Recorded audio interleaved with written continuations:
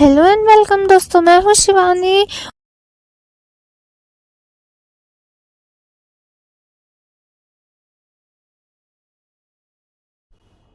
Hello and welcome दोस्तों, मैं हूँ शिवानी और आप देख रहे हैं मेरा यूट्यूब चैनल।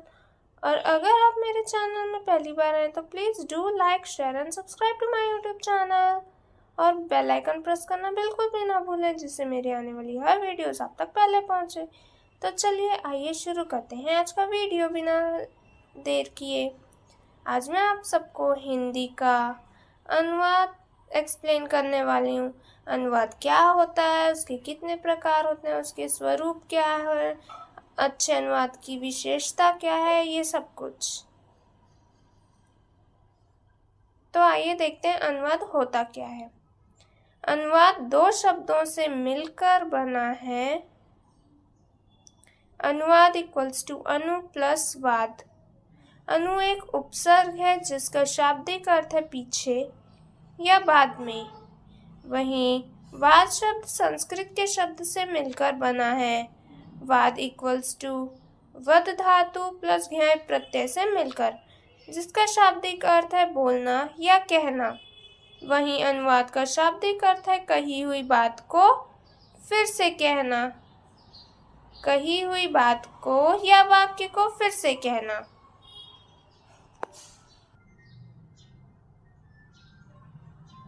किसी एक भाषा से दूसरी भाषा में बदलना ही अनुवाद कहलाता है। अनुवाद दो प्रकार के होते हैं, लक्ष्य भाषा और स्रोत भाषा।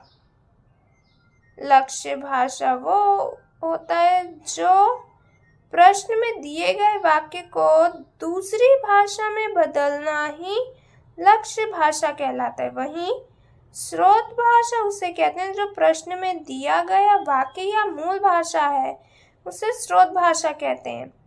उदाहरण, मैं रोज कॉलेज जाती हूँ। I am going to college daily. चलिए आइए एक और उदाहरण देख लेते हैं। मैं रोज पढ़ती हूँ, ये स्रोत भाषा है। डेली आई एम स्टडिंग, ये लक्ष्य भाषा है। चलिए आइए अब अनुवाद के स्वरूप देख लेते हैं। तो चलिए आइए अब देखते हैं अनुवाद के स्वरूप क्या क्या होते हैं। अनुवाद के निम्नलिखित स्वरूप हैं। पहला, अनुवाद एक प्रक्रिया है। दूसरा, अनुवाद संप्रेषण का एक माध्यम है। तीसरा, अनुवाद में मूल भाषा में व्यक्त भावों और विचारों को लक्ष्य भाषा में व्यक्त किया जाता है। चौथा है, अनुवाद करते समय दूसरी भाषा के वैसे ही शब्दों का प्रयोग करना चाहिए जो मूल भाषा में व्यक्त शब्दों के भावों के निकट हो। पांचवा है, अनुवाद में ऐसी अभिव्यक्ति होना चाहिए जिससे मूल भाषा या स्रोत भाषा प्रभावित ना हो। अनुवाद में अगला पॉइंट है, अनुवाद में मूल रचना के अर्थों के साथ साथ अभिव्यक्ति की शैली को भी सुरक्षित रखने का प्रयास किया जाता है। तो चलिए आइए अब देखते हैं अच्छे अनुवाद की विशेषता क्या क्या होती है। अच्छे अनुवाद की निम्नलिखित विशेषताएं हैं। अच्छे अनुवाद में व्यक्ति के द्वारा सही शब्दों का उपयोग वाक्यों को आगे बढ़ाने में मदद करती है। दूसरी बात यह है कि प्रामाणिकता शब्द और वास्तविकता पर होना आवश्यक है, जिससे मूल भाषा में कही गई वाक्य लक्ष्य भाषा में ज्यों के त्यों हो तो वह उत्तम अनुवाद कहलाता है। अच्छे अनुवाद में यह भी प्रयत्न किया जाना चाहिए कि जो वाक्य मूल रचना में दिया गया है वह उसी के अनुरूप बना रहे। इसका अर्थ यह नहीं है कि केवल शाब्दिक अनुवाद कर दिया जाए। अनुवाद की भाषा में स्रोत भाषा की प्रकृति के अनुरूप होना चाहिए। यदि स्रोत भाषा में कोई मुहावरा आ रहा है तो वह उस मुहावरे की प्रकृति से मिलता हुआ लक्ष्य भाषा के अनुवाद में प्रयोग किया जाना चाहिए, जिससे वाक्यों को गति मिल सके।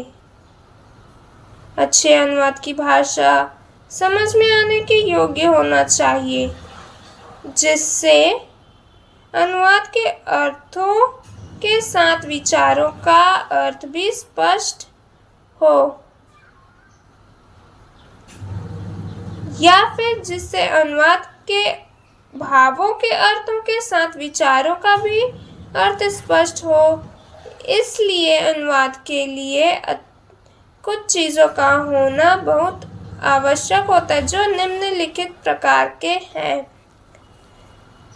अच्छे अनुवाद को जानने की सामग्री का विषय वस्तु का अच्छा ज्ञान होना, अनुवाद में अच्छे शब्दों का प्रयोग करना, अनुवाद में व्याकरण संबंधी अशुद्धियों का न होना।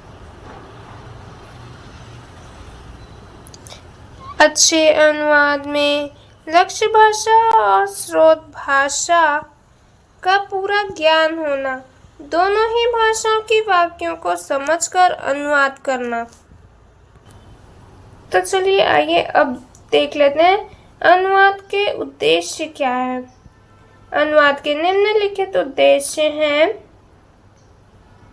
पहला है दूसरी भाषा के साहित्य से अपनी भाषा के साहित्य को समृद्ध करना।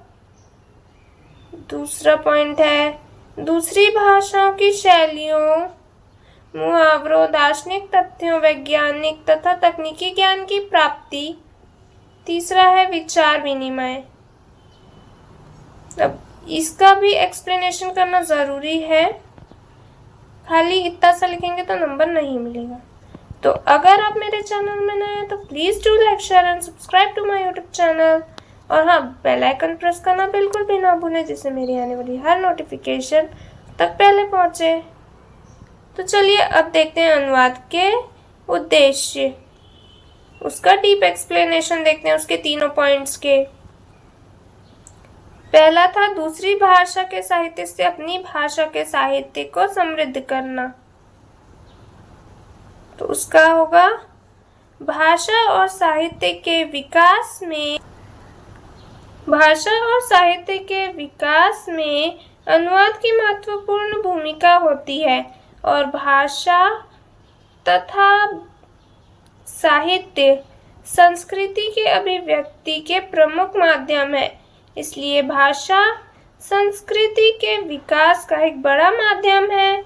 अतः दूसरी भाषा के साहित्य से अपनी भाषा के साहित्य को संपन्न करना। दूसरा पॉइंट था दूसरी भाषाओं की शैलियों, मुहावरों, दार्शनिक तथ्यों, वैज्ञानिक तथा तकनीकी ज्ञान की प्राप्ति। तो इसका है किसी भी भाषा का अनुवाद करने के लिए उस भाषा का ज्ञान होना आवश्यक है, इसलिए दूसरी भाषाओं की शैलियों, मुहावरों तथा तकनीकी ज्ञान की प्राप्ति का होना अनिवार्य है। तीसरा पॉइंट हम लोग देखे थे विचार विनिमय। आइए इसको अब डीप में समझते हैं। विचार विनिमय से तात्पर्य है विचारों का आदान प्रदान करना। अनुवाद करने के लिए दूसरी भाषा का ज्ञान होना आवश्यक है, जिसे अनुवाद करने के लिए उस भाषा के माध्यम से विचारों का विनिमय किया जा सके। Thank you for watching my video.